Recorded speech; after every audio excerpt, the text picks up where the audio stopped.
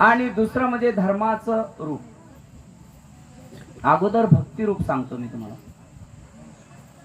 अगोदर भक्ती, भक्त आणि भक्ती कशी असते तर या ठिकाणी काय सांगितलेलं आहे की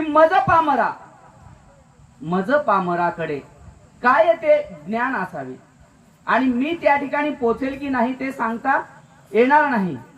म्हणून काय म्हणतो बघा, बोलावा विठ्ठल, पहावा विठ्ठल, करावा विठ्ठल, येणे पंथे. बघा, विठ्ठलाचं सतत स्मरण करा आणि जर देव आपलासा करायचा असेल तर त्याला काय करावं लागणार आहे? जवळीक साधण्यासाठी त्याचं एक साधन आहे. 3 साधनं आहेत देव जवळ करण्याची. देव जवळ करण्याची 3 साधनं आहेत. एक साधन गुरु, दुसरं साधन सद्गुरु आणि तिसरं साधन म्हणजे संत. या तिन्हीमुळे आपल्याला देवापाशी एकरूपता प्राप्त होते आणि देव आपल्याला भेटतो, यामध्ये तिळमात्र शंका नाही.